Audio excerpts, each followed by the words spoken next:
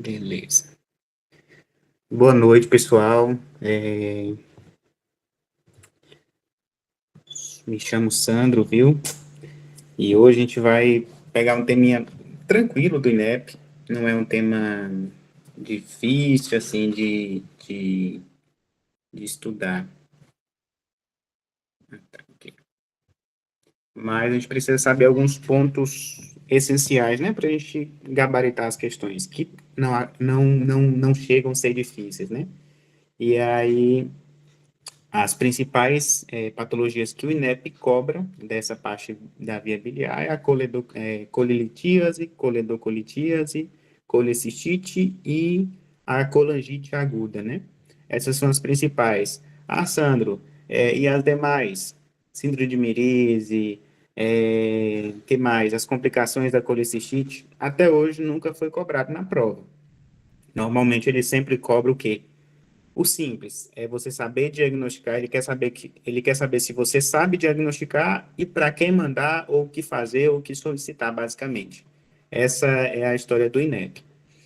E bom, eu vou pontuar aqui literalmente só o que cai no INEP. Aqui é uma página, basicamente. Por exemplo, o primeiro tema é colelitias. Sandro, o que que eu preciso saber de colelitias? Eu vejo que todo mundo, até eu também fazia muita confusão no início, de diferenciar os termos, né? O que é colelitias, o que é coledocolitias, o que é colecistite, o que é colangite, né? E eu coloquei aqui somente para ilustração. O que é a colelitias? É um termo usado que utilizamos para definir a presença de cálculo no interior da vesícula biliar. E aí a gente tem fatores de riscos, né? As questões, elas sempre vão colocar isso. Tanto aqui nas questões de colelitíase, coledocolitiase, colangite, é, colicistite, sempre vai ser os mesmos fatores de risco. Quais são eles? Sexo feminino, só o fato de você ser mulher, aí é mais uma complicação para quem é mulher, que já é difícil para mulher, ainda tem isso. Sexo feminino, população caucasiana, que seria essas caucasianas, pessoas que são da pele branca, asiáticas, olho claro, esse tipo de coisa. Obesidade, gestões prévias, ou seja, mulher que tem muita gestação, gestações múltiplas, multípara, ela tem alto risco de desenvolver uma colelitíase. E, além disso, a idade. Acrescentando isso, vocês vão ver que ultimamente o INEP, acho que ele cobrou, eu vou mostrar a questão daqui a pouco, mas também tem a questão da cirurgia bariátrica, bariátrica, que é um fator de risco para desenvolver colelitias. Santos, você vai falar de fisiopatologia, de como forma cálculo, como é formada a bile, como que é, não sei o quê. Não vou falar, porque não, o INEP não cobra isso. Ele não vai cobrar a fisiopatologia disso. E aí a gente entra para o quadro clínico. Qual o quadro clínico de uma colelitíase, né? Seria basicamente náusea, vômito, dor em hipocôndrio direito, e que o paciente ele vai referir que ele sente essa dor após ele comer uma comida gordurosa. Essa é a história. E ele tem que durar menos de 6 horas. Basicamente isso. Sandro, então, todas as vezes que você tiver uma colelitia sintomática, tem que referenciar esse paciente, tem que mandar para um local que faça cirurgia. É grave? Não. Só se por acaso o paciente estiver apresentando sinais de complicação. Mas só a presença de cálculo e ele está apresentando isso esporadicamente, você tem que referenciar ele para um ambulatório de cirurgia para ele marcar a cirurgia. Em que casos eu não espero que o paciente fique sintomático para me realizar a cirurgia? Essa tabelinha aqui, ó. Esses são os pacientes a qual, independentemente se eles estão sintomáticos ou assintomáticos, eu tenho que referenciar eles para realizar a questão da colicistectomia profilática. Quais são esses pacientes? Pacientes com anemia falciforme, pacientes com vesícula em porcelana. Essa vesícula em porcelana, ela é predisponente ao câncer. Então, tem que fazer precocemente, ou, entre aspas, essa colicistectomia profilática. Além disso, cálculo maior a 2,5 centímetros, microcálculos, pacientes que será submetido a transplante, pacientes aí que tiveram aí pólipo na vesícula, tem que retirar também, pacientes que têm histórico de câncer, basicamente. Então, viu algum desses históricos ou doença prévia, vou referenciar esse paciente para realizar. E aí você pede os exames, né? Aí na atenção básica, basicamente, hemograma completo, bilirrubinas e suas frações, enzimas caniculares, as transaminasas e a ultrassom de abdômen. Sandro, mas por que você vai pedir esse tanto de exame se você sabe que é só uma colilitíase simples, que ela não está ocasionando outra coisa? Justamente para mim fazer o descarte das outras coisas. Por exemplo, no hemograma, o que, que eu posso ver no hemograma que me falaria que é algo grave? Basicamente uma leucocitose, ou seja, está ocorrendo uma infecção, então já não é só uma colilitíase. Então eu vou prosseguindo. Por que que eu solicito as bilirrubinas? Para me ver se existe alguma obstrução, para me descartar o quê? Colangite, para me descartar coledocolitíase. Então, é para isso. Enzimas caniculares, da mesma forma, porque na hora que você tem é, alguma obstrução aí na via biliar, essas enzimas elas vão aumentar. Então, elas são sinais de que existe alguma coisa errada. E, por fim, o tratamento. O tratamento é colicistite laparoscópica, que é a melhor, é o gold standard, é o padrão ouro agora, né? Por que laparoscópica, Sandro? Por causa da questão da recuperação pós-operatória e a questão da estética, né? Hoje ninguém gosta de ficar com aquela cicatriz gigantesca na barriga. Ninguém. Então, essa é o gold standard. É bem curto. E aí, agora eu vou colocar algumas questões para a gente fazer e a gente ver como é que isso é cobrado na prova, né? E é de uma forma simples, não é difícil. A primeira questão é de 2024. E aí ele apresenta, ó, uma adolescente de 16 anos procura atendimento hospitalar com quadro de epigastralgia, náuseas, vômitos importantes há 4 dias, sendo internada para investigação. Ela foi submetida há 2 meses à cirurgia bariátrica tipo gastrectomia vertical por obesidade mórbida e apresentou no pós-operatório rápida perda de peso. Ao exame abdominal, não apresenta alterações à expensão, sinais de peritonite e sinais de ascite ausente. Considerando esses dados clínicos e os riscos de complicações e de doenças disruptivas após esse tipo de cirurgia, assinale a alternativa que apresenta a hipótese diagnóstica mais provável e o exame complementar a ser solicitado. Vocês lembram que lá no início eu falei os fatores de predisponência para a pessoa desenvolver colilitíase, perdão? Vocês lembram quais são? Se alguém quiser falar ou escrever, que era basicamente o quê? Mulher, obesa, que mais?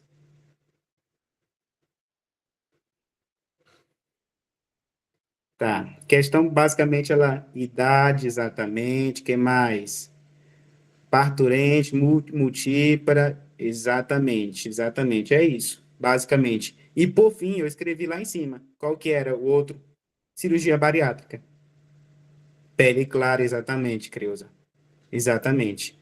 Cirurgia bariátrica. Cirurgia bariátrica é um fator de risco para desenvolver colilitíase. E aí a gente vai para as opções.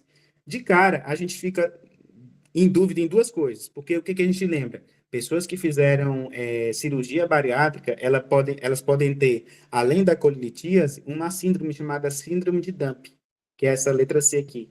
E aí você poderia até ficar em dúvida, de cara, né? Mas vamos descartar. Primeiro a gente vai descartar o quê? Letra B, fala hernia incisional. Questão não mencionou, questão de via, não mencionou a via que foi feita a cirurgia, não mencionou cirurgia, não mencionou abaulamento, então de cara a gente cancela. Letra D, dilatação esofágica e esofagite, também não faz sentido, porque a questão não nos diz isso. O que que ela diz? Ou, na verdade, ela não nos diz. Não diz que o paciente aí tem refluxo, não diz que ele tem dor retroesternal, então a gente cancela de cara. E aí a gente fica em dúvida entre duas, que seria a letra C e a letra A. A letra A, de cara, a gente já sabe que ela é a correta. É a colilitíase e o primeiro exame que eu solicito é a ultrassonografia de abdômen. Sandro, por que que a letra C está errada? Porque o quadro que é apresentado na questão não está de acordo. Não está de acordo com a doença, né? Que seria a síndrome de Dump. E aí a síndrome de Dumping eu vou falar rapidamente, mas é basicamente uma complicação aí do pessoal que faz essa cirurgia e ela é classificada entre precoce e tardia. E quais seriam os sintomas ou como acontecem os sintomas? Normalmente, ou sempre, na verdade, acontece após a ingesta de alimento. E aí esse paciente vai apresentar o quê? Ela é classificada em precoce e tardia. Na precoce, que basicamente ela vai desenvolver esses sintomas entre 15 a 20 minutos após a refeição, o que que ela vai apresentar? Epigastralgia, sensação de inchaço, de estar cheia, sente aí uma distensão abdominal, náuseas, vômitos, cólica, diarreia, pode ter sudorese, pode ter palpitações, calafrios. E o tratamento, basicamente, o que que eu tenho que fazer? Não, por exemplo, não beber líquidos durante as refeições, fazer um espaçamento das refeições, não utilizar a questão de carboidratos de rápida absorção, como muito açúcar, e basicamente o que eu tenho que fazer? Uma alimentação rica em fibra, e se por acaso ainda for persistente, aí eu posso utilizar uma medicação chamada octreotide, basicamente. E a tardia, Sandro, como que ela se manifesta? Basicamente, o paciente ele vai apresentar sintomatologia 1 a 3 horas depois da ingesta. E quais seriam esses sintomas? Basicamente, taquicardia, sudorese, visão turva, lipotimia, desmaio. E aí o tratamento também seria essas medidas profiláticas, né? Comer mais espaçadamente, não ingerir líquido durante as refeições, e é basicamente isso. E aí a questão fala dosagem de gordura e pH fecal. Isso aqui não faz parte do diagnóstico. Então toda a questão está errada. Primeiro que não é nos apresentado dessa forma. Então, grave. Viu aí, antecedente, sexo feminino, população caucasiana, obesidade, gestação prévia, múltipla, idade maior a 40 anos, fez cirurgia bariátrica, é fator pré-exponente para colitias. Basicamente isso. Vamos para a próxima. É... 21, né? De 2021, uma mulher de 61 anos de idade, acompanhada aí pela filha, foi atendida em ambulatório de hospital secundário, referindo ter apresentado dor em hipocôndrio direito e vômitos há 3 dias. Por 3 dias a 30 dias. Relata fazer uso de metformina 2 vezes ao dia e atenolol.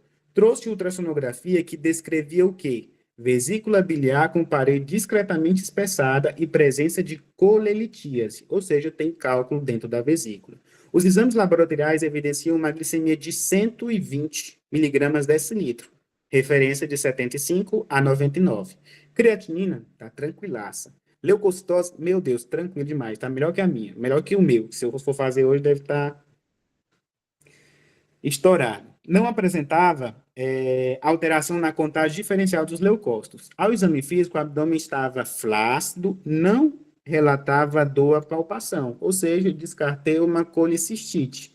A pressão também está legal, tem 61 anos e uma temperatura de 36, normal. Ou seja, ela só está com pedra na vesícula. E aí, o que a questão nos pede? Com base nos dados apresentados, qual alternativa apresenta a orientação correta à paciente e à filha sobre a conduta a ser seguida? Vamos lá. Letra A. Indicar o tratamento operatório se apresentar dor novamente. O que eu falei lá em cima para vocês? Paciente com colilitíase sintomática é cirurgia. É cirurgia e acabou. Eu tenho que referenciar essa paciente para fazer cirurgia. Então, de cara a gente cancela a letra A. De cara a gente cancela a letra A. Letra B fala o quê? Tratar a doença clínica e realizar controle por ultrassonografia anual. A mesma coisa, não faz sentido. A paciente está sintomática. Eu tenho que referenciar ela para um lugar que tenha ambulatório de cirurgia. C. Encaminhar a paciente ao pronto-socorro para tratamento operatório não faz sentido também. A paciente ela não tá descompensada, ela não está hipotensa, ela não está sudoreica, ela não está com febre, então não faz sentido eu enviar essa paciente. Não é uma coisa grave, urgente que eu deva mandar ela para o hospital. E aí a única coisa que nos resta é compensar melhor a glicemia e indicar tratamento operatório eletivo. E aí você pode me perguntar, Sandro, como que é controlar a glicemia, sendo que ela está com 120 miligramas decilitro? Não estaria normal para uma pessoa diabética? Realmente estaria normal, porque a meta é de 80 a 130, né?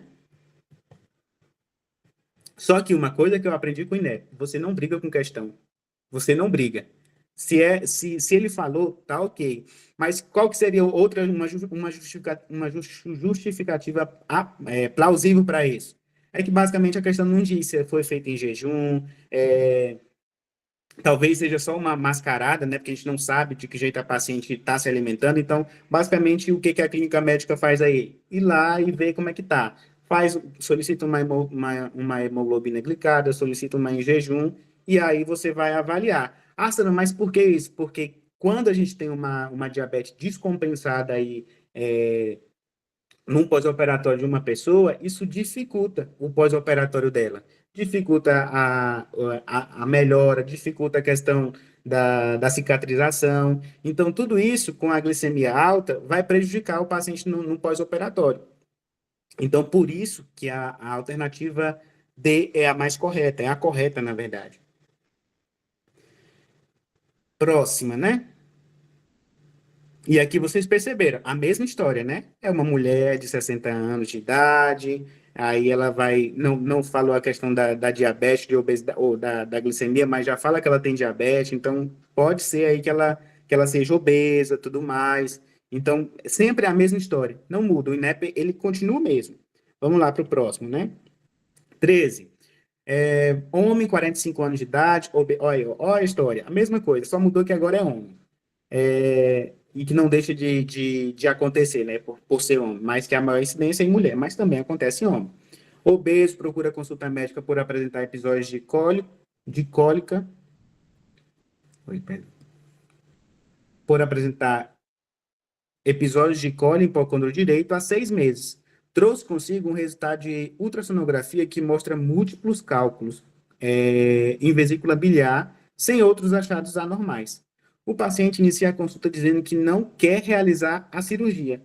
Qual a melhor orientação para esse paciente? Basicamente, aqui é só uma mistura aí com cirurgia e com medicina preventiva, né? Basicamente, pergunta qual que é a orientação, né? Letra A. Iniciar o tratamento sintomático, prescrever medicamento e dieta para perda ponderal, realizando reavaliação em 6 meses. Volto na mesma tecla. Lembra o que eu falei lá em cima?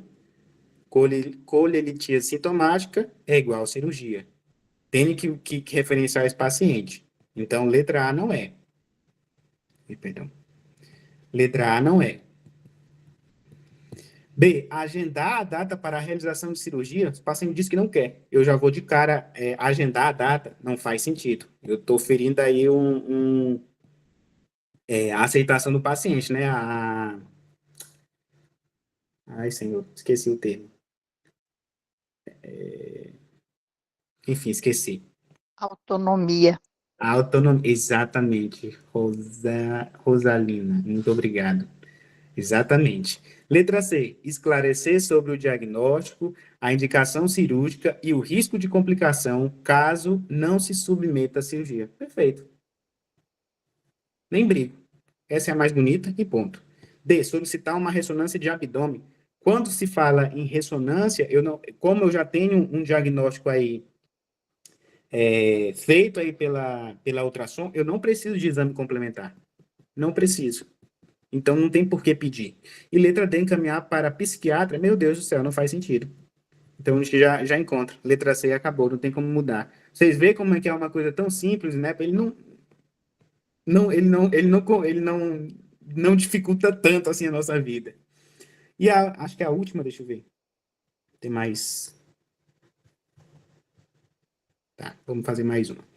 Um homem de 50 anos de idade é hospitalizado por apresentar quadro de dor em hipocôndrio direito, de moderada intensidade, com períodos de acalmia, ou seja, ele tem períodos aí que para de doer e depois volta. A dor é acompanhada de febre, náuseas e vômitos, iniciados a 24 horas da internação.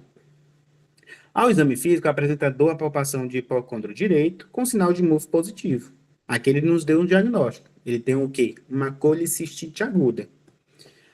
Os exames laboratoriais revelam 13 mil de leucócitos. E aí ele coloca o valor de referência. discreta elevação de transaminase e da amilase sérica.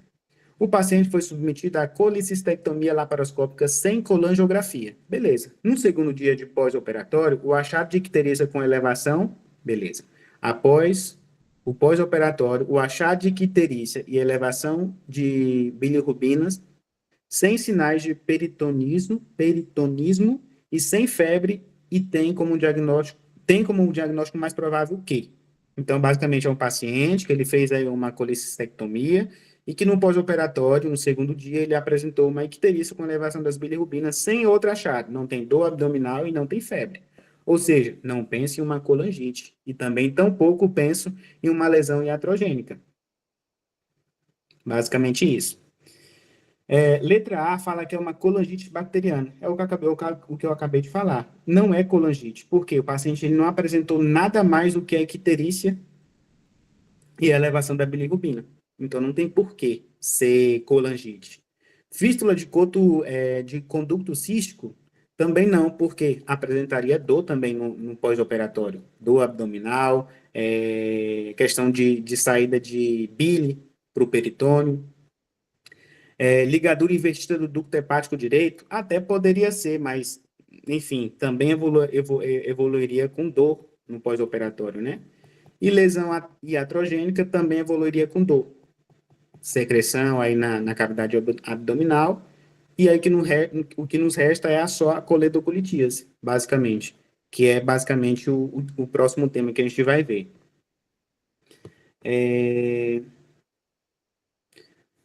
Deixa eu ver se tem mais duas, isso. Uma mulher de 57 anos, portadora de litíase biliar diagnosticada há 12 anos, por ultrassonografia abdominal, beleza. Tem antecedente de 3 episódios sugestivos de colecistite aguda tratada clinicamente. Não tem outras comorbidades. Submetida à ultrassonografia abdominal há cerca de 2 semanas, em decorrência de novo quadro de dor abdominal em cólica. O exame mostrou, além de vários cálculos pequenos no interior da vesícula, placa opacificando os contornos da parede da vesícula, sugerindo vesícula em porcelana. Vocês lembram que eu falei de alguns casos que eu tenho que mandar diretamente para o tratamento cirúrgico? Pronto. Vesícula em porcelana. É isso. E aí ele pergunta, qual a conduta mais indicada nesses casos? Letra A. Litotripsina não faz sentido. Quando você vai estudar a questão do tratamento da colilitíase, tem alguns tratamentos com medicamento, né?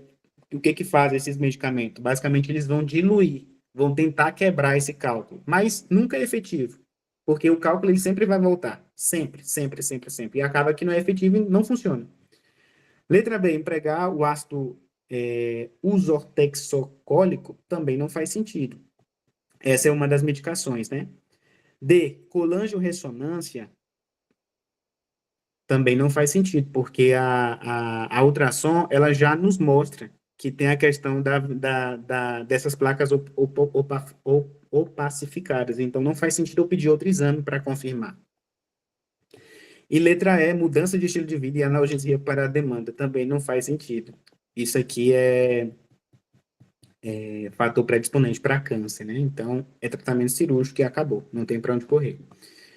Última, né, desse caso, é uma mulher de 54 anos, a mesma coisa, 54 anos, obesa, portadora de diabetes tipo 2, controlada com medicações dietéticas e uso de glibenclamida, comparece à unidade básica de saúde com queixa de dor tipo cólica em hipocôndrio direito, que se irradia para o ombro direito e piora após a ingestão de alimentos. Quadro certinho que eu mencionei lá em cima. Especialmente gordurosos. Acabou. Relata episódios de vômito durante algumas crises. Disse ainda que o quadro iniciou há mais ou menos 6 meses, agravando-se no último mês. Após a realização do exame físico, o médico solicitou ultrassonografia de abdômen que evidenciou o quê? Colicistopatia calculosa crônica. Ao explicar o diagnóstico para a paciente, ela informou que gostaria de passar 6 meses visitando a família que mora em Portugal. Eu não tenho nada a ver com isso. Baseado nessa situação, você dirá à paciente que seu quadro clínico é o quê? Letra A, é crônico e o tratamento cirúrgico pode ser adiado? Claro que não. Paciente sintomática, cirurgia. Tratamento cirúrgico. Letra B, requer tratamento cirúrgico antes da viagem? Exatamente. Ela precisa fazer essa cirurgia. D, C, requer tratamento cirúrgico imediato?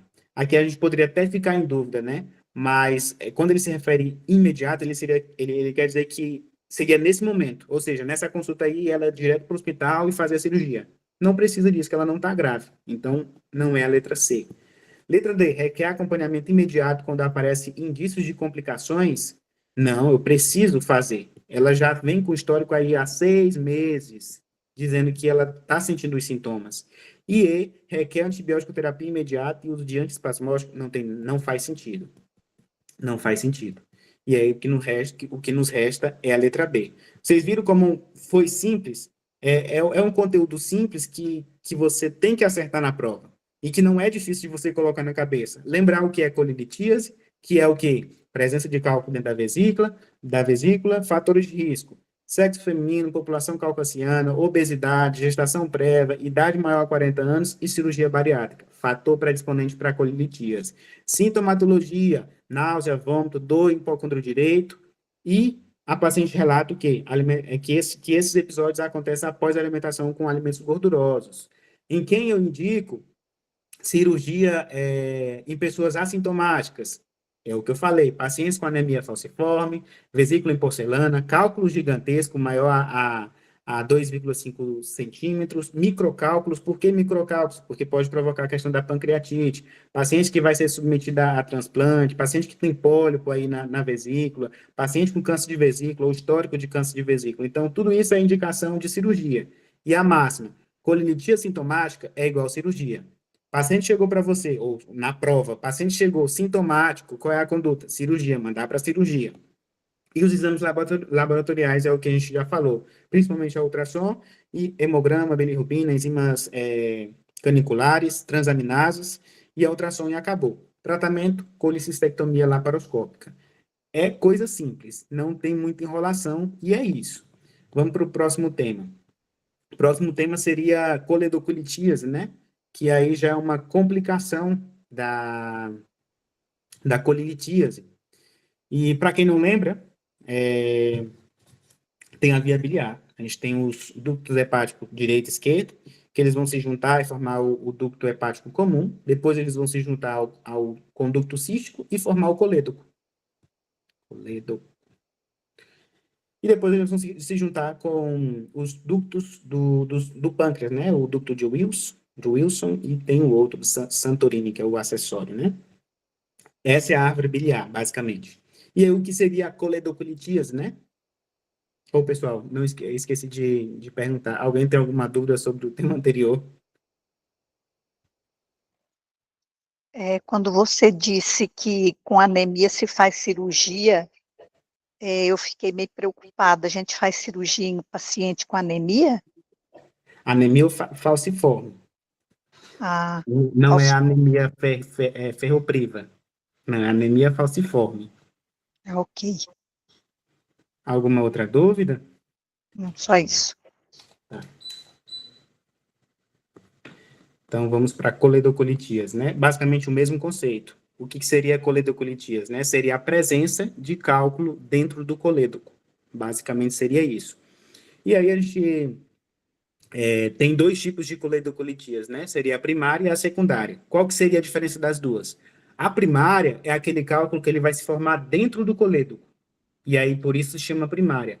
A secundária seria justamente quando o cálculo ele migra de outro lugar, que provavelmente veio aí da vesícula biliar. E aí se chama coledocolitíase secundária. Essa é a diferença.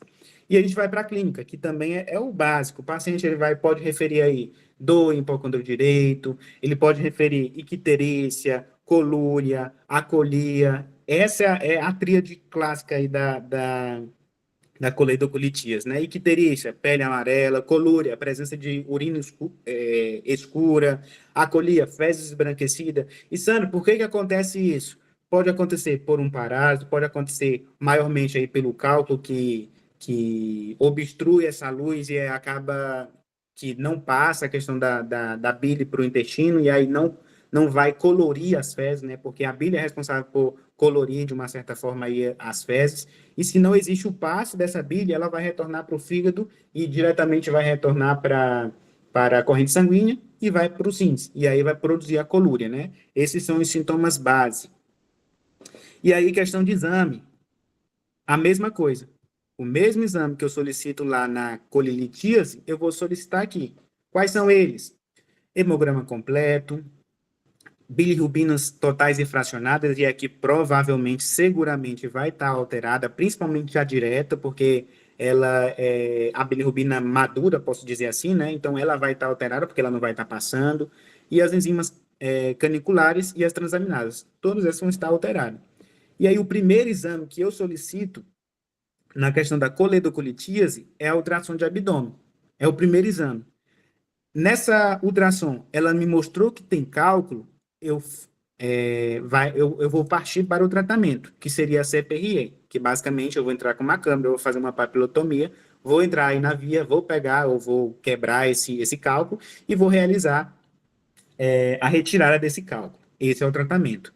Beleza, Sandra, eu solicitei a ultrassonografia e na ultrassonografia me veio que o conduto colédoco está dilatado, só que não vê cálculo, não vê sombra acústica. Qual que é o exame que eu peço agora depois da ultrassom? O padrão ouro é a colangiorressonância magnética. Esse é o padrão ouro para coledocolitíase. Ah, Sandro, não tem no hospital. O que eu poderia fazer? Poderia fazer uma colangiografia intraoperatória, que basicamente é aquele paciente que ele vai entrar para a cirurgia e ele vai realizar a questão dessa ressonância intraoperatória. E aí, de qualquer forma, o tratamento final é a CPRE. Esse é o fim da coledocolitíase. Então, basicamente, o que você tem que saber de coledocolitíase? O que é, quais são os tipos, qual o quadro clínico, que exames você vai pedir e o que vai estar alterado, e o padrão ouro. Não esquece, isso aqui, ó, derruba nego na prova, porque confunde. Lembra que o padrão ouro para coledocolitias ou para ver muito bem a árvore biliar é a colangiorressonância magnética. E vocês vão perceber nas questões que ele pede exatamente isso, o padrão ouro. Vamos lá.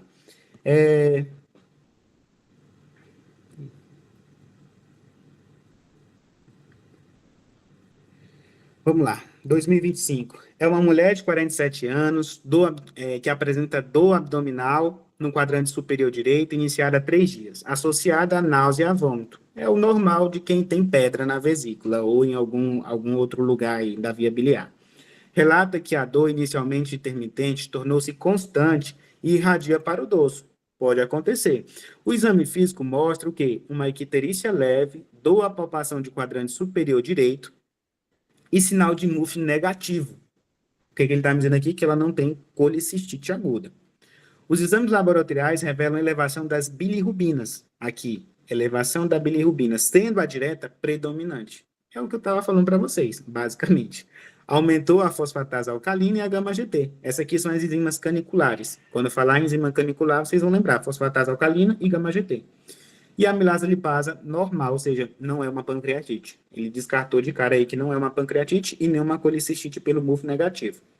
A ultrassonografia abdominal evidencia múltiplos cálculos na vesícula biliar e dilatação da via biliar. A colangiorressonância evidencia cálculo no conducto colédoco comum, medindo 8 milímetros, associada à dilatação do colédoco e das vias biliares intrahepáticas. Nesse caso, a conduta médica adequada é. Vocês viram, né? Que aí ele apresentou basicamente tudo que eu estava falando. O quadro clínico do paciente, icterícia, dor, descartou a questão da colicistite, porque tem MUF negativo, descartou a questão da pancreatite, com a questão da amilase lipasa, e aí ele fala os exames que estão alterados. Falou que as bilirrubinas estão alteradas, principalmente a direta, falou das enzimas caniculares, que seria a fosfatase alcalina e a gama-GT, e falou a respeito do exame de imagem. Primeiro, ele solicitou uma ultrassonografia, que é aquele negócio. Primeiro exame que eu solicito mediante o paciente com suspeita de uma de uma doença da parte biliar é a ultrassom. E aí a questão fala que ele pediu essa ultrassom e aí a ultrassom evidenciou múltiplos cálculos. E aí depois disso, ele ainda solicitou outro exame, que foi a colangiorressonância da via biliar, que é o padrão ouro para diagnosticar questão de pedra dentro do colédoco. E ele fala que existe uma pedra. E aí, basicamente, ele vai pedir a conduta. Qual é a conduta diante desse paciente, né? Prescrever antibiótico e acompanhar o paciente clinicamente até a resolução dos sintomas. Você já acha que vai resolver um negócio desse só com antibiótico? Nunca nesse Brasil. Tem que tirar a pedra. B. Solicitar tomografia computadorizada antes de qualquer intervenção para avaliar o estado da via biliar não faz sentido. Se eu já pedi a ultrassom e já pedi o padrão ouro, que é a colangio-ressonância, não tem sentido eu pedir uma tomografia. Em que caso eu solicitaria aí uma tomografia se o paciente, por exemplo, tem suspeita de câncer e ainda assim não me serve para me fazer o diagnóstico preciso? Ele vai me dar uma ideia de como classificar esse câncer, mas, enfim, esse não é o caso. Eu não solicito tomografia computadorizada. C. Realizar a colicistectomia laparoscópica imediatamente, sem necessidade de outros exames ou intervenções. Qual que é o meu diagnóstico? É coledoculitias, presença de cálculo dentro do colédoco. E essa não é a minha conduta adequada nesse momento.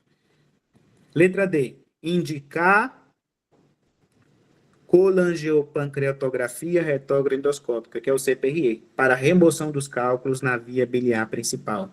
Acabou. Esse é o tratamento. O fim do tratamento da coledoculitias, CPRE. CPRE e acabou. Sandro, tá faltando uma coisa aí. E aí, quando que ela vai fazer a colicistectomia? Ela faz, aqui para estar completa a questão, ela teria que falar, fazer o CPRE e depois da CPRE realizar a colicistectomia laparoscópica, de preferência na mesma internação. Por quê? Para justamente evitar novos episódios de uma coledoculitise. Porque nesse caso aqui, a paciente não apresentou uma pancreatite, mas ela pode apresentar, porque um dos principais fatores para a pessoa desenvolver a pancreatite é a questão dos cálculos. Então, eu tenho que fazer a colicistectomia após a realização da CPRE. Próxima. Uma mulher de 57 anos, a mesma história, 57 anos, mulher, obesa, multípara, é encaminhada ao pronto atendimento com queixa de dor abdominal em quadrante abdominal superior direito, iniciada há 2 dias, tranquilo. Refere histórico de intolerância a alimentos gordurosos. A historinha, a mesma história, há 5 anos. Ao exame físico, apresenta-se eupneica, com desidratação leve, frequência cardíaca aí de 102, pressão arterial tranquila e afebril. Beleza. Observou-se icterícia na esclera. Tranquilo. Ao exame, apresentou dor à palpação profunda no quadrante superior direito, com sinal de MUF ausente. Exames laboratoriais. Hemograma normal, níveis séricos de bilirrubina total de 2,5 miligramas decilitro, e aí ele fala a questão da bilirrubina direta de 2 miligramas, ou seja, tem alguma coisa obstruindo ali. E aumento da fosfatase alcalina, que seria as enzimas caniculares, né? E a questão fala, qual exame do abdômen tem maior acurácia para auxiliar esse diagnóstico? Eu falei anteriormente. Alguém se prontifica para falar qual que seria esse exame que tem maior acurácia para o diagnóstico de coledocolitíase? Alguém lembra?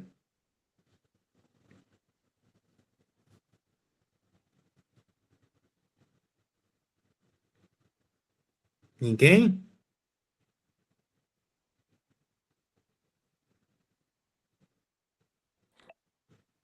Seria a ressonância? Exatamente. Exatamente. Colangio-ressonância magnética. Exatamente. Não tem para onde correr.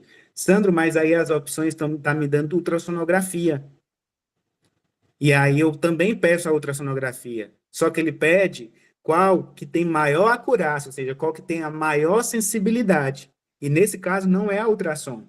Poderia até solicitar, se por acaso, por exemplo, a questão me dissesse que não tem a chance de realizar uma ressonância.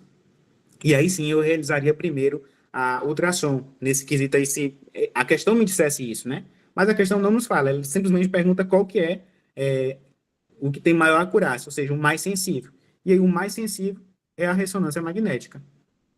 A ultrassom seria o primeiro exame, né, que eu solicitaria, mas não é o melhor. O melhor é ressonância. E acabou. 16, né? Uma mulher. Vocês viram como é uma coisa simples? Não é uma coisa difícil. Não é aquela coisa de você ficar pensando muito. É literalmente decorar os detalhezinhos. Decorou os detalhes, acabou. 16. Uma mulher com 40 anos de idade comparece ao ambulatório de cirurgia geral de um hospital de atenção secundária com histórico de dor abdominal que irradia para o hemidorso ipsilateral de início súbito, de forte intensidade e caráter intermitente, predominante pós a ingestão lipídica. Mesma história, com períodos de acalmia, associada a náusea e a vômitos. Refere inúmeras crises de dor nos últimos 3 anos, com algumas internações para medicações intravenosas. Relata ainda que na última crise, há 3 meses, recorda-se de ter ficado com o olho amarelado e a urina escura. A paciente traz um ultrassom realizado durante a última internação com laudo descritivo de vesícula biliar de paredes espessadas, contendo cálculos e hepatocoledocolitias ou hepatocoledocodilatada de 1,3 centímetros, com sombra acústica posteriores em seu interior. Diante do quadro clínico apresentado, qual a conduta adequada ao caso? Letra A. Ou seja, aqui a questão ela nos diz que a paciente tem. Ela tem um cálculo lá no colédoco. E aí ele pergunta qual que é a conduta, né? Realizar colicistectomia por laparotomia eletiva com papilotomia endoscópica. Vocês lembram que eu falei a ordem da questão do tratamento? Qual que é o primeiro que você faz em um caso de coledocolitíase? Quem quer participar aí? Colangio-ressonância. Não é CEP. Não, no caso eu estou me referindo ao tratamento. Qual é o tratamento para coledocolitíase? CPRE, a colangiopancreatografia endoscópica retrógrada. Esse é o primeiro tratamento. Então, de cara, a gente cancela letra A e letra B, porque não faz sentido eu fazer primeiro a colicistectomia. Não tem como eu fazer primeiro. Eu tenho que primeiro desobstruir o conduto. Então, letra A e letra B não é. Não é colecistectomia. Posso até fazer videolaparoscópico, mas esse não é o momento. E aí a gente fica aqui com a letra C e D. A C diz realizar a colangiopancreatografia, o CPRE, com posterior realização de colecistectomia videolaparoscópica eletiva. Tranquilo, beleza. E a letra D realizar o CPRE com colecistectomia por laparotomia associada a duodenanostombose eletiva. Não faz nenhum sentido. Nenhum sentido você fazer isso. Ainda mais uma laparotomia. Sendo que hoje o preferível é o quê?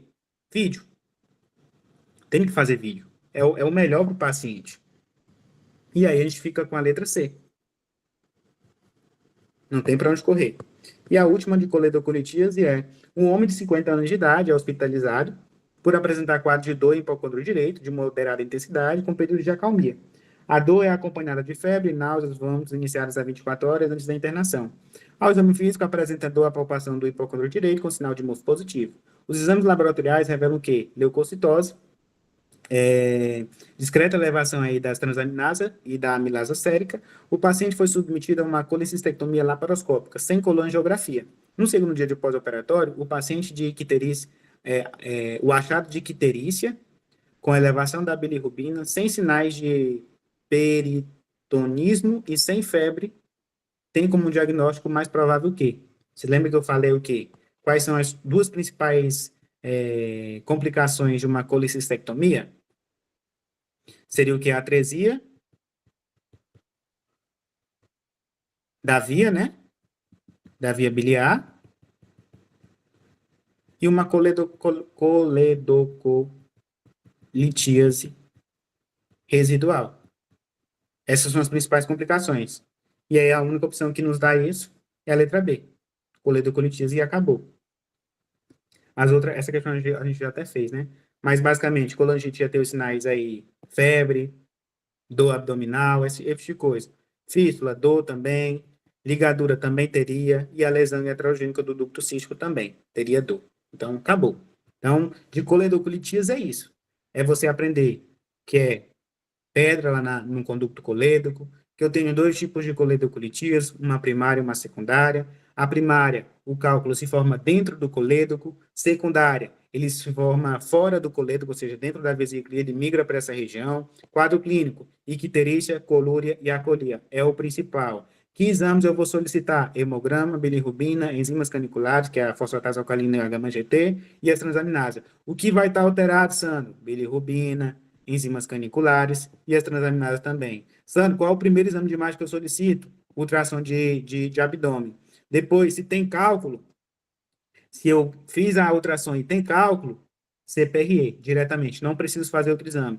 Se fiz a ultrassom e eu não consegui ver o cálculo, eu vou para o padrão ouro. Qual é o padrão ouro? Colangio-ressonância magnética. Não tenho colangio-ressonância, posso fazer a intraoperatória, mas o fim sempre vai ser o mesmo, CPRE. Tratamento de coledocolitíase, CPRE. Depois, posteriormente, faça a colecistectomia, de preferência aí na mesma internação. Alguém tem alguma dúvida? Ou queira acrescentar alguma coisa? Repetir as complicações. Basicamente aqui, ó, seria, cadê? Seria a lesão iatrogênica da via do ducto comum, que isso aí provavelmente provoca atresia lá da via biliar, e a outra seria coledocolitíase. Beleza? Alguém tem mais alguma dúvida? Tá. E vamos para a próxima, né? Colecistite. Qual o conceito de colecistite? Colecistite, basicamente, é a inflamação da vesícula biliar. Por que que acontece isso? Porque provavelmente acontece aí o quê? Uma impactação do cálculo no infundíbulo. E aí a vesícula começa a contrair, e como não há saída dessa bile, ela começa a se estressar de uma forma simples, né? Ela se estressa e ela começa a inflamar. E quais seriam os sinais, ou quais seriam o quadro clínico, né? Seria basicamente dor constante em quadrante superior direito, no hipocôndrio, que pode irradiar para o dorso, associada a náusea, vômito, o sinal de MUF positivo, anorexia, febre e icterícia.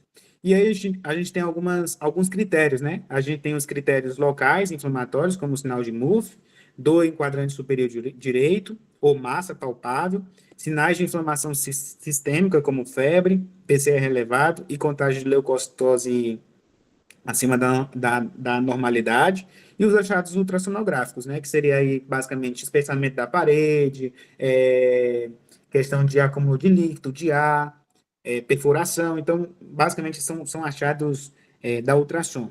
E o sinal de Murphy, para lembrar, para a gente lembrar, basicamente é a interrupção abrupta da inspiração profunda quando se realiza a palpação do hipocôndrio no ponto cístico, né, no hipocôndrio direito.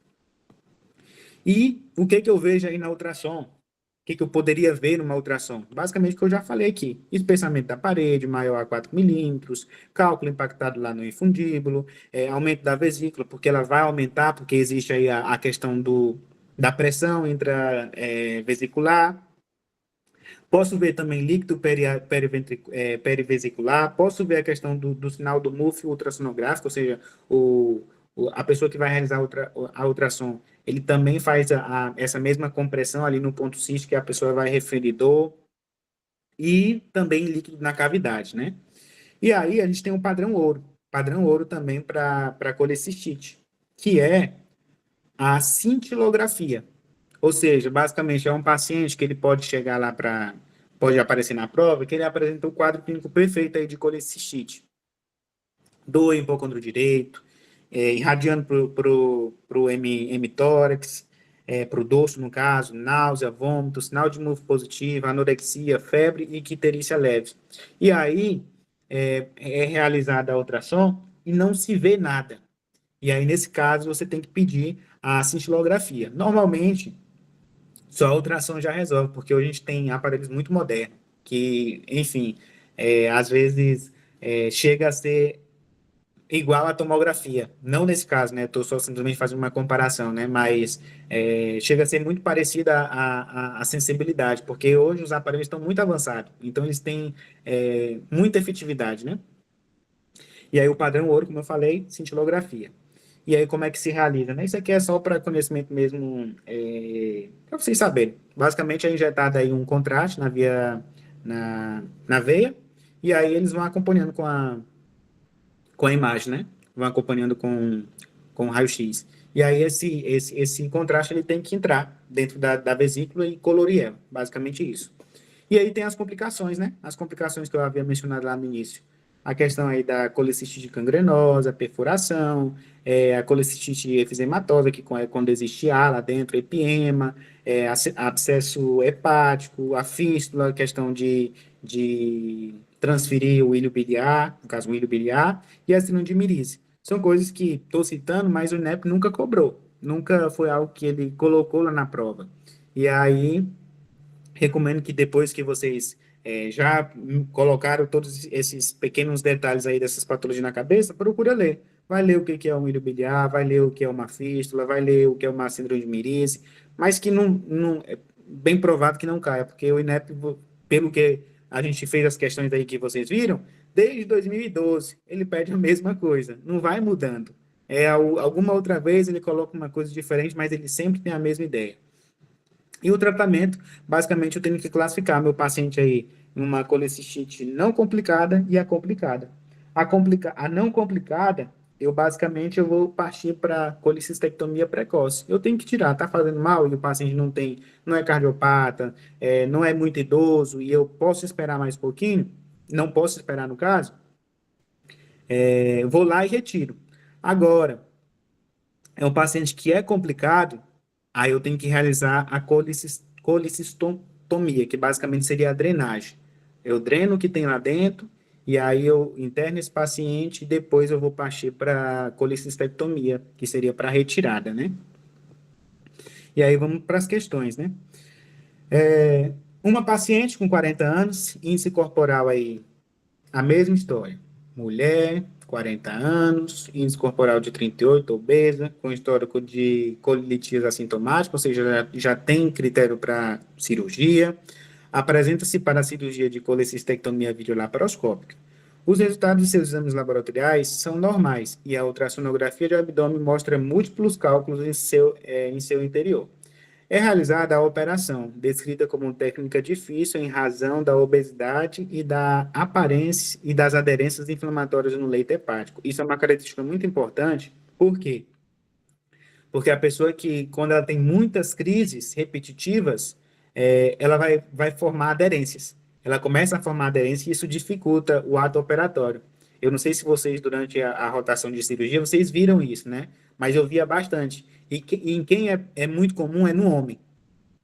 Por mais que as mulheres gostem de dizer que a gente é mole para dor, mas o homem ele tem mais sensibilidade, ele tem mais presença de aderências, por causa que ele aguenta mais a questão da dor. Ele sente aquele incômodo ali, mas ele vai postergando. Então, tal que vocês, como fizerem atendimento, vocês percebem que o homem em si, ele é mais complicado de ir para o médico. Ele tem aquela dificuldade, ele enrola o máximo que ele pode. É igual, por exemplo, hemorroida, que é um pouco mais complicado, né? A maioria dos pacientes que eu via no ambulatório de cirurgia era complicadíssima a cirurgia, porque o homem ele fica muito tempo, ele aguenta muito tempo para ir no médico por vergonha. E aí acontece a mesma coisa. E aí, na maioria das vezes, dos pacientes que têm uma colecistite ou crises de colelitias, essas aderências vão se formando. E aí dificulta a questão do processo cirúrgico. Mas vamos continuar aqui na questão, né? A paciente foi encaminhada à enfermaria, acordada sem queixas. Foram realizadas dietas e deambulação nas primeiras 24 horas de pós-operatório. Após 36 horas de pós-operatório, apresentou pico febril de 39 graus, dor abdominal e discreta icterícia. Novos exames laboratoriais mostraram o quê? Um leucograma de 20.000, bastões de 8%, Bilirrubina direta de 2,0 miligramas decilitro. A indireta também está 1,5. TJ e GP estão alteradas. Fosfatase alcalina também está alterada e a gama-GT também. A paciente evoluiu em 4 horas com hipotensão, prostração e queda do estado geral. Beleza. Acerca do quadro clínico, assinale a opção correta. A incidência de lesão de via biliar na videolaparoscopia é menor que na cirurgia aberta, por ser um procedimento menos invasivo e proporcionar melhor e mais rápida recuperação. A complicação em curso pode ser sepse de origem pulmonar. Bem, aí já cagou a questão, porque basicamente não é sepse que a paciente apresenta. Ô, gente, só um minutinho. Só um minutinho.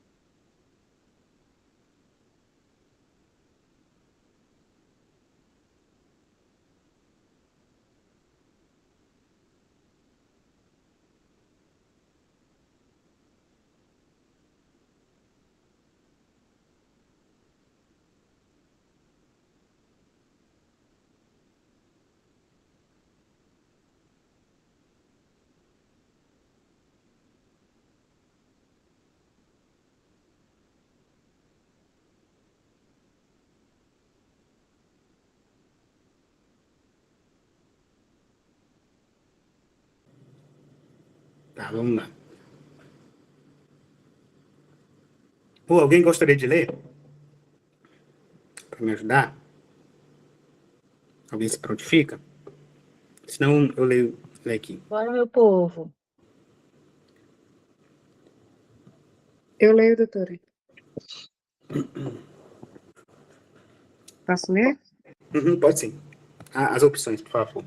As opções? Tá bom. Acerca desse quadro clínico, são as opções corretas. A incidência de lesão de via biliar na via videolaparoscópica é menor que a cirurgia aberta, por ser procedimento menos invasivo e proporcionar melhor e mais rápida recuperação. A complicação em curso pode ser sepse de origem pulmonar, pois a obesidade e a dor no pós-operatório facilitam a restrição respiratória e infecção, devendo-se, portanto, iniciar antibiótico-terapia de amplo aspecto imediatamente. B. Colecistectomia aberta é a técnica recomendada para pacientes obesos, dado o risco de complicações. O quadro de possível fístula biliar deve ser tratado imediatamente com antibiótico e acho que tá. Com antibiótico. Aqui quase endorinho. Tá. E é porque tinha a mensagem lá em cima. Antibiótico e a drenagem percutânea guiada por ultrassom, evitando-se nova abordagem e a possibilidade de ocorrência de danos secundários. C. A possibilidade de lesão da via biliar como complicações precisa ser informada a paciente e a sua família, devendo ser solicitada a transferência para um centro de unidade de terapia intensiva, tendo em vista o suporte e antibiótico-terapia de largo aspecto, aguardando-se o esfriamento do processo para planejar a reabordagem. D. A possibilidade de lesão da via biliar como complicação precisa ser informada ao paciente e a sua família, devendo ser solicitada a transferência para um centro de unidade de terapia intensiva e acesso a equipe especializada e a métodos diagnósticos para colangiorressonância magnética. É uma questão um pouquinho grande, mas você vai percebendo, no decorrer que você vai lendo, você vai percebendo alguns erros. Por exemplo, na letra A, fala o quê?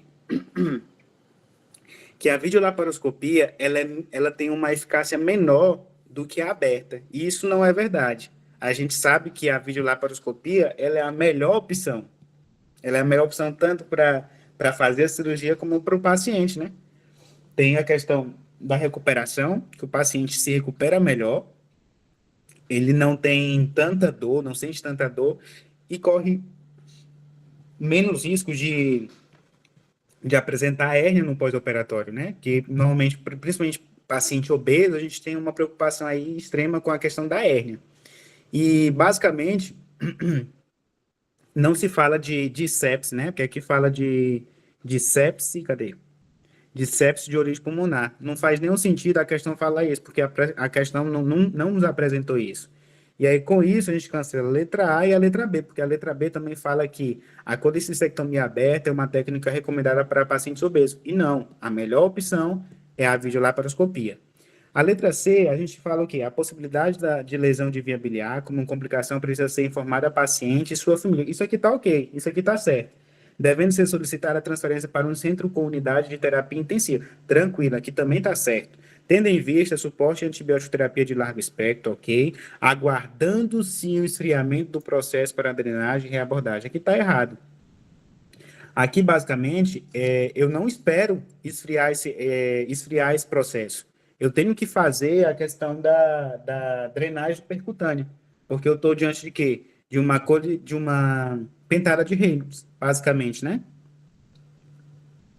E aí a gente tem que justamente fazer isso, fazer essa drenagem.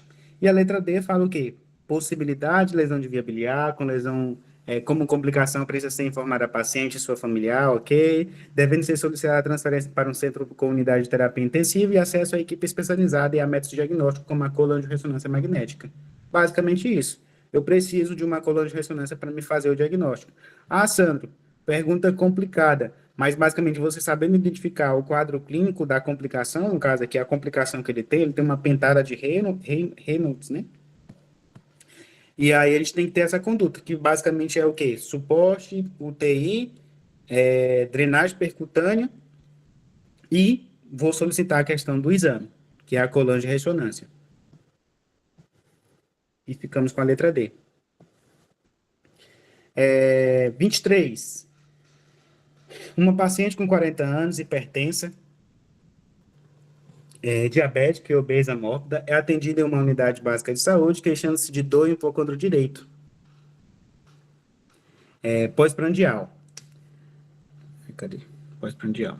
É atendida em uma unidade básica de saúde, queixando-se de dor em hipocôndrio direito, pós-prandial, aproximadamente há 24 horas. Relata início súbito, tipo cólico, constante, com piora progressiva e radiação para o dorso ipsilateral, associada a náusea, vômitos e calafrios. Ou seja, tem alguma coisa estranha aí com esse paciente. Ao exame físico, nota-se faces de sofrimento, abdômen globoso, flácido, depressivo, sinal de murro presente e Bloomberg negativo. Diante desse caso, a conduta médica deve ser o quê? O que eu vou fazer? Eu estou numa unidade básica de saúde. Falei lá no início para vocês que o nosso papel é o quê? Como médicos gerais, generalistas, é saber identificar e mandar para quem vai resolver. Basicamente isso. E aí ele nos dá as opções, né? Letra A, encaminhar o pronto-socorro para avaliação de urgência. De cara a gente já encontra a nossa resposta. Letra B, solicitar ultrassonografia letiva e realização em 48 horas. Não faz sentido. Não faz sentido. C, prescrição domiciliar de antiespasmódico e reavaliação em 48 horas. Meu Deus, vou esperar o paciente ficar ruim? Não espero. E letra D, prescrever prescrição domiciliar de antibióticos e sintomáticos e reavaliação em 7 dias. Nada a ver. O INEP, às vezes, ele entrega a questão. Não tem nem como. Não tem como ser outra opção. E aí a gente vai para o último tema. Alguém tem alguma dúvida? Alguma coisa a acrescentar? Perguntar? Não? Então vamos para a próxima.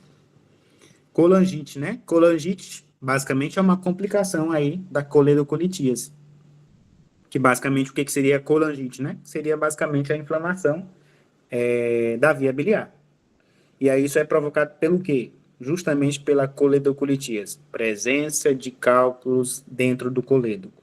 Outra causa, neoplasia periampulares. O NEP nunca cobrou essa questão das neoplasias, né? Mas é uma das causas. E a principal bactéria que está aí nesse meio, nessa festa aí de bactéria, é a Escherichia coli, a principal. E aí a gente tem o quadro clínico, né? Que é o clássicozão, que basicamente foi o que a gente viu lá na questão anterior. A gente tem a tríade de Charcot, que seria o quê? Dor abdominal, febre e icterícia. E aí tem a complicação, né? Que seria basicamente a junção aí da tríade de Charcot com a hipotensão e alteração do sensório, seria do estado mental. E também a gente tem diretrizes, que é a diretriz de Tóquio, que basicamente tem 3 parâmetros, né? Inflamação sistêmica, ou seja, o paciente pode apresentar febres e calafrios, laboratoriais, contagem de leucócitos aumentado, PCR maior a 1 e a colestase, que seria o quê? Icterícia e aumenta aí dos exames, TJGP, as caniculares e exame de imagem. Tem que ter dilatação, tem que ter evidência aí de uma imagem que existe um cálculo. Como que eu faço o diagnóstico? Um item A, um item B, um item C. Esse é a forma de realizar o diagnóstico. Os exames foi o que eu já falei, questão do hemograma, PCR, as enzimas caniculares, que seria fosfatase alcalina e gama-GT, bilirrubinas e também as transaminases. E aqui a gente tem os exames de imagem. Aqui a gente segue aquela mesma lógica. Eu falei lá nisso que para a gente ver a via biliar, o melhor exame é a coluna de ressonância.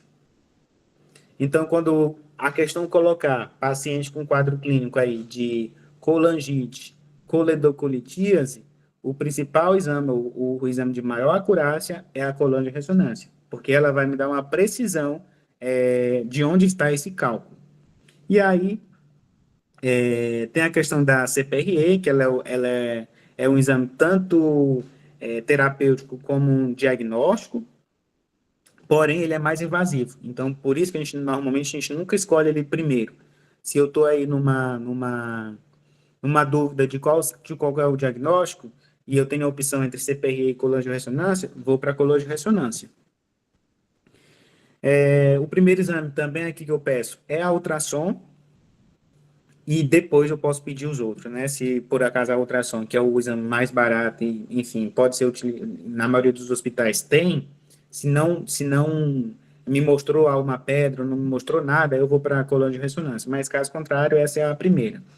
E o tratamento, basicamente, eu também já mencionei anteriormente, que é o quê? Medidas de suporte, hidratação, ver a questão de distúrbios eletrolíticos, antibiótico terapia e a drenagem de via biliar. E aí eu tenho as opções, né? Posso fazer pela CPRE, posso fazer essa drenagem pariento-hepática, posso fazer drenagem endoscópica e posso fazer a cirurgia. Basicamente isso. Então, de colangite, é isso que a gente tem que saber. O que é a colangite? A gente saber que a principal causa é a coledocolitíase, saber o quadro clínico, que é a tríade de Charcot e a tríade Reynolds, saber que existe diretrizes, que basicamente que é a diretriz de Tóquio, que me dá aí os critérios diagnósticos. Tenho que saber qual exame que eu peço primeiro, eu peço a ultrassom, se não viu nada, eu peço uma coluna de ressonância, mas por se acaso já me mostrou, já tem um diagnóstico. Tratamento, suporte, antibioterapia e drenagem. E aí a gente vai para as questões. 2025. É uma mulher que ela tem 62 anos, com coledocolitíase sintomática, ou seja, se é sintomática, cirurgia. É admitida em hospital de atenção secundária com quadro de dor abdominal em hipocôndrio direito. Dor em hipocôndrio direito, febre com calafrios e icterícia. Ou seja, tem uma tríade, né? A tríade já apareceu. Ao exame físico, além da icterícia, a paciente encontra-se com sensório rebaixado e pressão baixa. Meu Deus do céu. Tem a pentada, né? Ou seja, ela está grave. Se está grave, tem que correr. O exame de ultrassonografia revelou a presença de dilatação de via biliar por cálculo impactado no colédoco. Beleza. A ultrassom já me mostrou. Foram coletadas hemoculturas e dosagem sérica de lactato. Iniciado antibiótico terapia intravenosa de amplo espectro e foi prescrito resgate volêmico com cristalóide, sendo programada a realização de colangiopancreatografia retroendoscópica terapêutica. Após cerca de 30 minutos, a paciente mantém pressão arterial média inferior a 65 milímetros de mercúrio. Nesse momento, a conduta prioritária é o quê? Letra A, encaminhar imediatamente ao CPRE. B, associar colóide à hidratação intravenosa. C, iniciar a infusão intravenosa de noradrenalina. E D, prescrever hidrocortisona em infusão imediata. uma questãozinha assim que você olha de cara e fala assim, caraca, que pergunta difícil. Só que aí você vai ver, por exemplo, a gente tem uma colangite com sinais de gravidade. Vocês lembram qual foi o suporte que eu falei para vocês? O que que eu devo fazer? Suporte clínico e antibiótico terapia. Beleza. A questão nos fala que ela está com sensório baixo, ela está com hipotensão, fala que ela está com dor em hipocôndrio direito, febre e icterícia. E aí, qual que seria a minha conduta? Medidas de suporte. Como é grave, eu preciso referir essa paciente para uma UTI. Eu preciso mandar ela para lá porque ela está grave. E aí a gente está diante de quê? De um choque séptico. Choque séptico. E ela não está mantendo uma boa perfusão, porque a questão fala que ela tem uma pressão arterial média inferior a 65 milímetros de mercúrio. Então, eu preciso manter acima disso. E aí, o que eu faria para manter? O choque séptico é justamente isso. É quando eu tenho a necessidade de utilizar drogas vasoativas, né? Para melhorar essa perfusão tecidual dessa paciente. E a única opção que nos dá é a letra C, que fala que é iniciar a infusão intravenosa de noradrenalina. E aí, por que as outras estão erradas, né? Letra A fala que é encaminhar imediatamente a CPRE. Vocês acham que seria certo eu enviar essa paciente para uma CPRE, ela instável? Ela provavelmente iria morrer na mesa de cirurgia, ali no momento que iria fazer, né? A CPRE. B, associar colóide à hidratação venosa não faz sentido agora. Provavelmente ela já esteja e não vai melhorar o quadro. Eu vou aumentar volume e ela não tá, a pressão dela não está aumentando.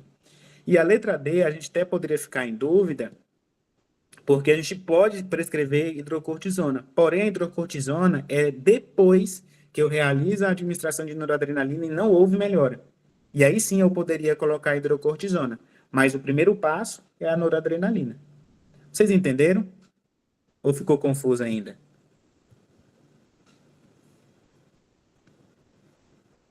Não entendeu. Deu para entender, né? Beleza. Então vamos para a próxima, né? Uma mulher de 45 anos, nos, pro- nos de 45 anos procura o pronto-socorro com queixa de dor abdominal há 3 dias em região epigástrica e hipocôndrio direito, de intensidade crescente, associada a náusea e a vômito. Refere sudorese e calafrios, porém não aferiu a temperatura corporal. Além disso, apresenta urina de coloração escurecida. A paciente nega episódios anteriores e não possui antecedentes pessoais relevantes. Ao exame físico, apresenta o quê? Irregular estado geral, corada hidratada, ictérica, frequência cardíaca de 108 batimentos por minuto, pressão está normal, saturação está tranquilo em ar ambiente, respiração está um pouquinho alterada, mas não é muita coisa, e ela está com febre. E dor, e abdômen doloroso, a palpação em região epigástrica e hipocôndrio direito. Ou seja, aqui eu tenho uma tríade, né? Tenho a icterícia, tenho febre e tenho dor. Tríade Charcot. E aí ele me dá os exames. Ele me coloca uma leucocitose de 16.000, coloca uma transaminada também alterada, TJGP estão alterados, as caniculares também estão alteradas, bilirrubina de 6,8, meu Deus, está muito alto. E aí ele fala que a direta é a prevalente. Além disso, ele coloca que a amilasa está normal e o PCR está alterado. Beleza. Ultrassonografia de abdômen diz que tem o quê? Vesícula biliar de paredes finas, com múltiplos pequenos cálculos em seu interior e moderada dilatação de vias biliares, sem evidência de fator obstrutivo ao método. Fígado e pâncreas estavam sem alterações. Acerca do quadro dessa paciente, qual é a principal hipótese diagnóstica e a conduta imediata? E aí, a gente identificou o quê? Uma tríade Charcot. Em que patologia eu vejo a tríade Charcot? Colangite. Então, basicamente, o que a gente vai ficar aqui? Entre letra C e letra A. A gente cancela aí a colicistite aguda, que não faz sentido nesse momento, e a gente fica com letra A e letra C. Letra A fala o quê? Colangite aguda e realizar antibiótico terapia, beleza. E C, colangite aguda, realizar colicistostomia percutânea. Também não faz sentido. Por quê? O paciente ele não está grave. Quando que eu diria que esse paciente está grave? Quando ele apresentasse diminuição do sensório e a questão da hipotensão. Aí sim eu diria que ele estaria grave e essa seria a minha conduta, a questão da drenagem percutânea. E não é o caso dessa questão. Ela fala que ele tem uma colangite, mas não é grave. Então, o que nos resta é a letra A. Alguém ficou com alguma dúvida?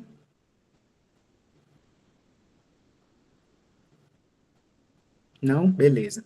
Essa próxima questão, ela é a mesma que a gente viu anteriormente, né? Que ela menciona lá que é uma paciente de 40 anos, obesa, com histórico de colelitíase, que apresenta para a cirurgia de colecistectomia, videolaparoscópica, e é realizada a operação, descrita como técnica difícil em razão da obesidade, das aderências inflamatórias do leito vesicular. A paciente foi encaminhada à enfermaria acordada e sem queixas, foram reiniciadas dietas e deambulação precoce nas 24 horas de pós-operatório. Após 36 horas de pós-operatório, a paciente apresentou aí febre. Basicamente, a gente vai ver a mesma coisa, ó. Febre, dor abdominal e discreta icterícia. Basicamente, é a tríade de Charcot. Novos exames laboratoriais mostraram o quê? Um leucograma de 20.000, bastões de 8%, bilirrubina também alterada, TGO-TGP alterada, fosfatase alcalina e gama-GT também estão alteradas, e aí ele fala que o paciente evoluiu em 4 horas com hipotensão e prostração. E aqui a gente tem a pentada, né? A pentada, que é o grave, que é a parte grave. Qual que é o tratamento da grave? Suporte, antibiótico terapia e o quê? Drenagem percutânea. E aí a única opção que nos dá isso é a letra D. A gente já fez essa questão anteriormente, né? Que é justamente a questão de informar a possibilidade de lesão de via biliar com complicação precisa ser informada a paciente e a sua família, devendo ser solicitada a transferência aí para um centro de unidade de terapia intensiva e acesso a equipes especializados e métodos diagnósticos, como a colangirressonância, né? Essa é a questão certa. E as outras por que estão erradas, né? A gente viu anteriormente. A primeira fala porque a videolaparoscopia, ela não é tão boa como a aberta, então isso está errado dizer isso, que a laparoscópica é melhor que a aberta. A letra B também fala isso, né, que a colecistectomia aberta é a técnica recomendada para pacientes obesos e não é isso. E a letra C está errada porque justamente ele fala que a gente tem que esperar o processo esfriar. E isso não é a conduta adequada para esse momento. Nesse caso, a gente tem que fazer a questão da drenagem, antibiótico-terapia, enviar aí para a UTI, e solicitar os exames necessários para realizar o diagnóstico. Basicamente isso. E acho que a última... não, a última não. 22, né? Uma paciente, de 43 anos de idade, sem comorbidade, vem apresentando um quadro de dor em hipocôndrio direito, febre, colúria e acolia cerca de 48 horas. Ao exame, mostra-se lúcida, orientada no tempo e espaço, com icterícia aí de uma cruz de 4, temperatura de 39, pressão arterial normal. No exame... Alguém falou alguma coisa no comentário? Isso. Ah, tá. No exame do abdômen apresenta dor, a palpação profunda do ponto cístico. Ou seja, a gente tem aqui dor, a palpação em quadrante superior, febre e falou icterícia. Beleza, então a gente já tem a tríade.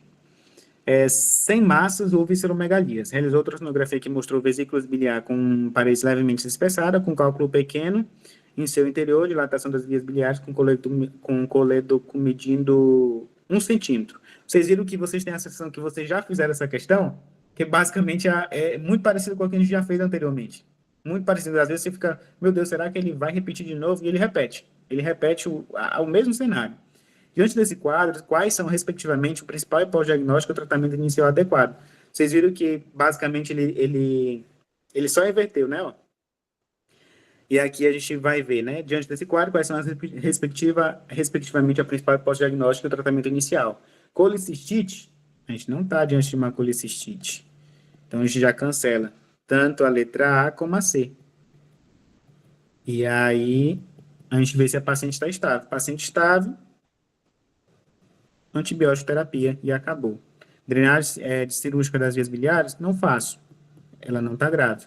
Então, não tem porquê. Então, antibiótico terapia e o diagnóstico, colangite aguda. 20.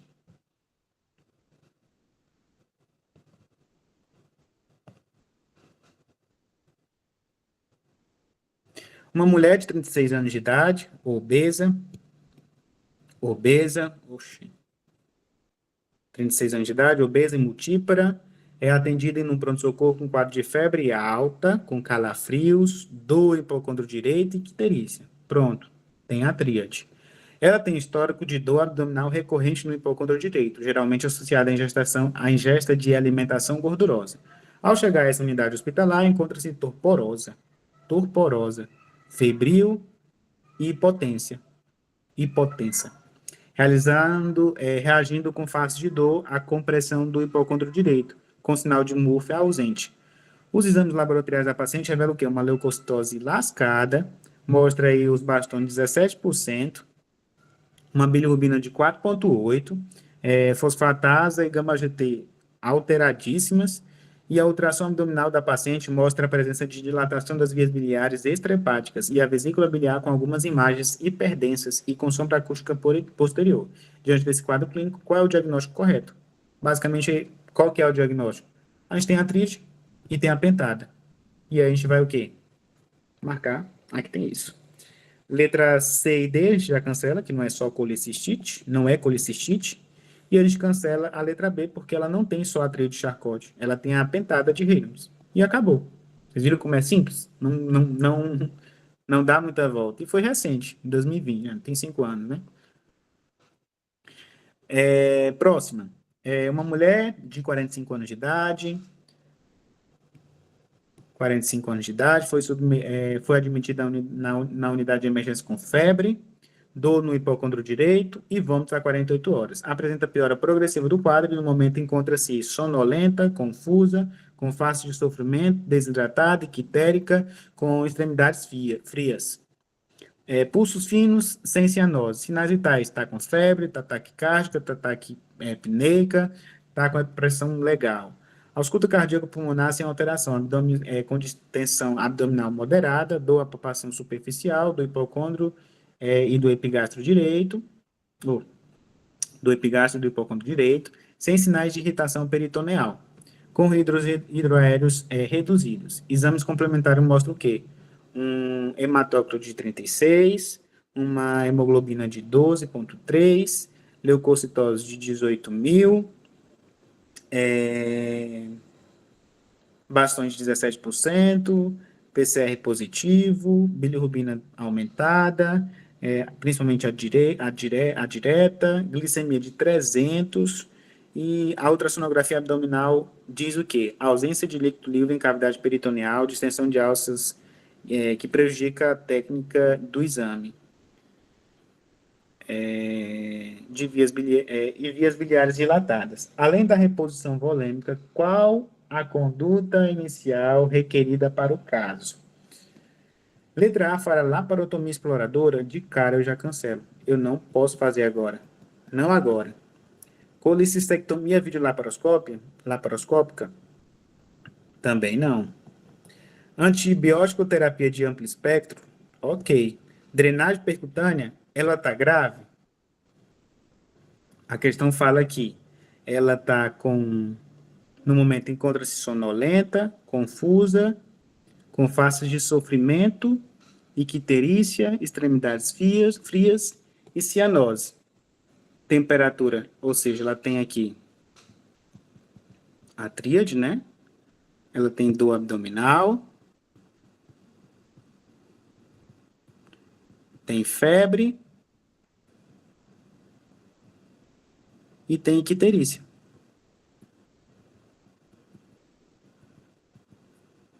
E, além disso, ela apresenta o quê? Sonolenta, ou seja, diminuição do sensório. O que mais? E ela apresenta uma pressão normal. Não fechou a pentada, né, de Reynolds. E aí pergunta qual que seria justamente a conduta. e aí já cancelou, né? Letra A, letra B. Letra E fala colangiografia endoscópica retrógrada com papilledema não faz sentido agora. E aí a gente fica entre duas, né? Entre drenagem percutânea de vias bilipancreáticas e a antibiótico terapia de amplo espectro. Na verdade, a gente fica em dúvida, né, na questão de qual seria a opção, pelo fato dela não ter completado a questão da,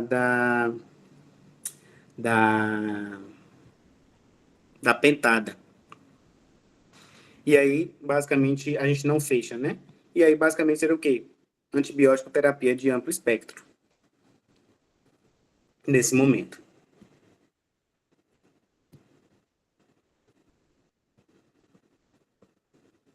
Deixa eu ver se tem mais uma. Não, é a última. Então, a gente fechou as questões dos temas. Alguém tem alguma dúvida, alguma coisa para acrescentar?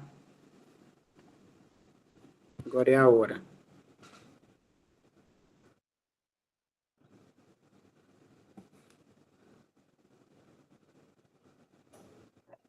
Não, doutor, muito obrigada.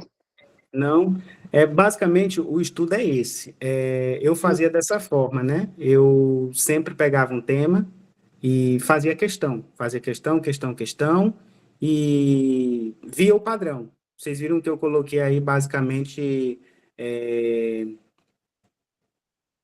ok, basicamente só o que é cobrado na prova. Eu não fico procurando, vou procurar é, fisiopatologia de tal coisa, e não é dessa forma que você vai conseguir pegar os assuntos, porque a gente está falando aqui, não é só de, por exemplo, de vias biliares, mas se você for contar, a média aí é de 100 a 150 temas por edição para você estudar. Então, é muita coisa mesmo. E você fazendo dessa forma, justamente, você consegue direcionar o seu estudo. Vocês viram que eu coloquei a maioria dos assuntos em uma página. Não é muita coisa. Então, eu espero que isso sirva de inspiração. E uma coisa que hoje eu mudaria é realmente ter ouvido mais as pessoas que passaram, sabe? Porque ainda assim eu ficava muito incrédulo na questão das questões. E a questão, ela é o diferencial para todo mundo. Às vezes a gente fica, sabe, pensando, como que é só estudar por questão? Não tem como dar certo. E dá certo. Esse é o caminho, não tem por onde correr, sabe? E busque os seus cascas de bala. A doutora Josi, a doutora Ingrid, a doutora Tamile, a gente fazia parte de um grupão que era 5 da manhã, o pessoal acordando para fazer questão. E aí, do meio para o fim, a própria doutora fala que 150 questões era o máximo dela, o máximo que ela fazia por dia. E esse é o método que aprova. Eu vejo que, por exemplo, eu já contei isso aqui, eu repito. Gente, eu gastei um dinheirão com estratégia. E eu falo, estratégia é um curso muito bom, comparado aos outros cursos que eu vi, videoaula, que eu vi resumo, para mim, é os melhores.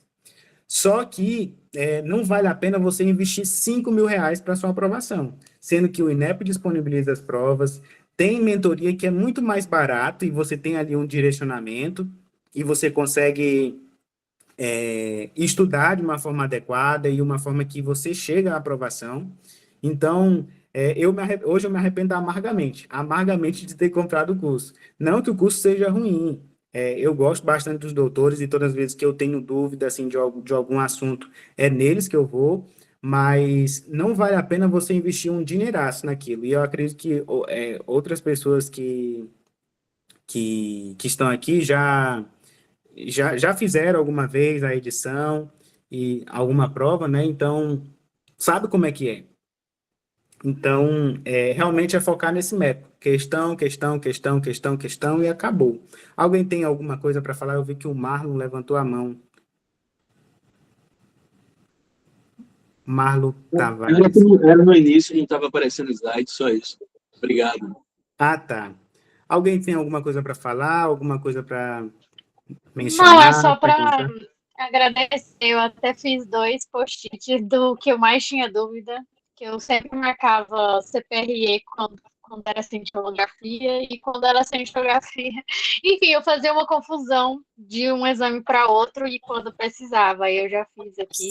Porque justamente eu confundia muito Sim. esse negócio de coledolitise com, enfim, para mim virava um bololô só. Uhum. Aí, tipo assim, Sim, eu sempre marcava o CPRE para uma questão eu acertar e pelo menos uma questão eu acertava. Ai, ai, mas agora sim. não vou errar mais, Eu, meu Deus.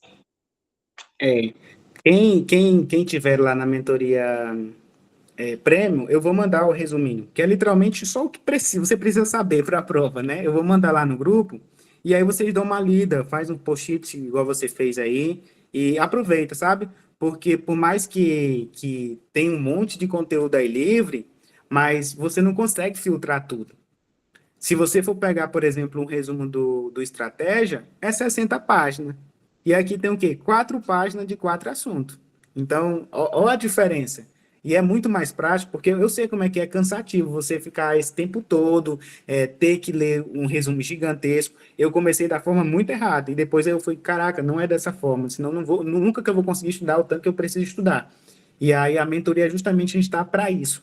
É justamente dar esse suporte direcionado, ó, foca nisso, decora isso, porque é literalmente decorar. Porque o nosso intuito não é te tornar um médico melhor, me entendo no que eu estou falando. A gente já fez uma faculdade. A gente já fez uma faculdade, então agora não é o momento da gente querer se tornar um bom médico. Agora é o momento da gente querer acertar a questão. Esse é o momento, não é o momento de, não, eu tive uma faculdade de merda e agora eu vou aproveitar para me aprender o que eu tive. Não, não vai dar tempo. Não dá tempo. Você pode ficar 1 ano e ainda assim você não consegue terminar tudo. Então agora é fazer prova, fazer questão, fazer questão, fazer questão e acabou.